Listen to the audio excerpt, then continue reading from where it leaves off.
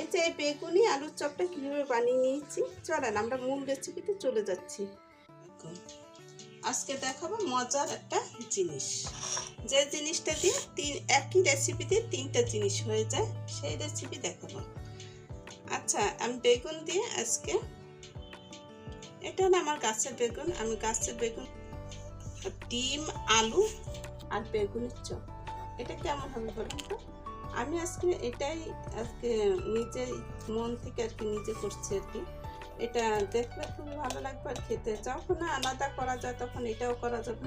তারা ডিম নিয়েছি এখানে কেটে এরকম পিস করে, আর আলু এখানে নিয়েছি ম্যাশ করে নিয়েছি, আলু 3টা আলু এখানে ম্যাশ করে নিয়েছি। এখন দিয়ে দিচ্ছি এখানে আমি ভাজা পেঁয়াজ, একটু কাঁচা পেঁয়াজও দিয়ে দেবো, তার একটু ভালো লাগবে খেতে। তারপর দিয়ে দিচ্ছি ধনে পাতা। এখন দিয়ে দিচ্ছি লবণ। যে ভর্তা, এটা তো ভর্তা দিয়ে দিচ্ছি চিলি ফ্লেক্স, একটি শুকনো মরিচ ভাজা, এটা বেশি করেই দিলাম, ঝালটা একটু লাগবে, ভালো লাগবে খেতে। আর দিয়ে দিচ্ছি এখানে জিরা ভাজা, এটা জিরা ভাজাটা আর অপশনাল, এটা দিলে একটু ভালো রেজাল্ট আসবে, একটু ঘেরান আসবে আর কি। আর একটু দিয়ে দেবো চাট মশলা, মশলাটা এটা অপশনাল, এটা আপনারা দিলে এটা ভালো রেজাল্ট পাবেন, আর না দিলেও কোনো সমস্যা নেই। চাট মশলাটা যে কোনো এতে খাবারে এটা দেওয়া যায়। তো এখন সুন্দর করে এটাকে মেখে নিচ্ছি। ভর্তাটা মাখা হয়ে গেছে, এখন এটা এক সাইডে রেখে দিচ্ছি। অন্য দিক থেকে আমি বেসনটা গুলিয়ে নেব। বেসনটা একটু চেলে নেবেন, চেলে নিলে এটা খুব সুন্দর হবে। আর এটার মধ্যে এখন দিয়ে দিচ্ছি আপনি লবণ,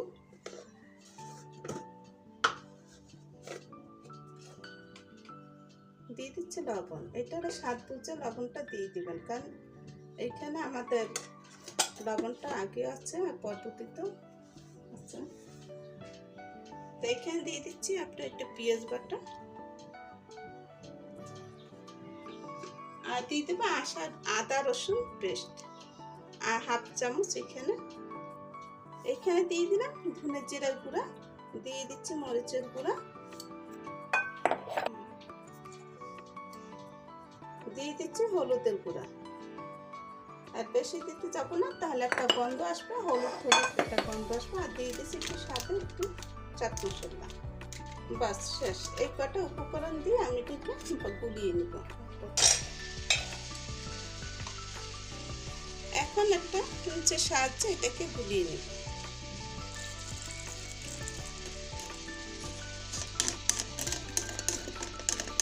এখন সুন্দর করে এটাকে গুলিয়ে নিচ্ছি।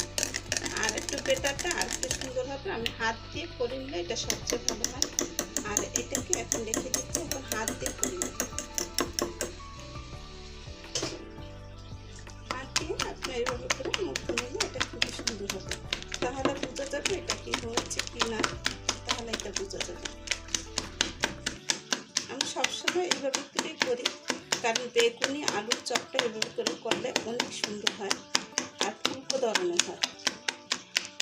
এটাই পারফেক্ট মতন হয়েছে, দেখুন হাত দিয়ে গুলিয়ে তারপর কত সুন্দর হয়েছে।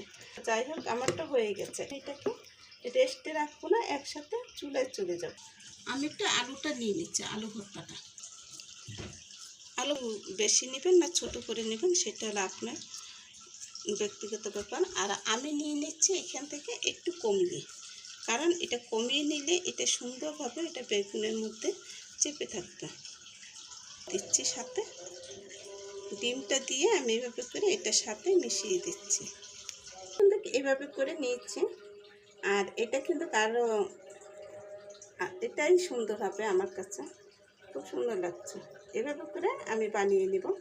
তা আমি এখান থেকে আরেকটু পুর দিয়ে দিচ্ছি আর কি, পুর খেয়ে আর কি আপনার আলু ভর্তা।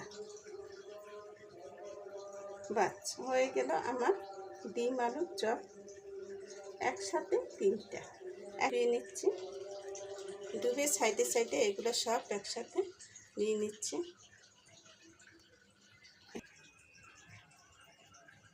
এখন এভাবে করে একটা একটা করে দিব আর ভেজে নেব।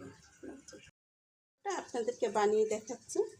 আমি বেগুনটাকে কিন্তু মাঝখান থেকে কেটে নিয়েছি আমার সুবিধার জন্য। এটা আপনাদের সুবিধার জন্য হলে আপনারা কেটে নেবেন।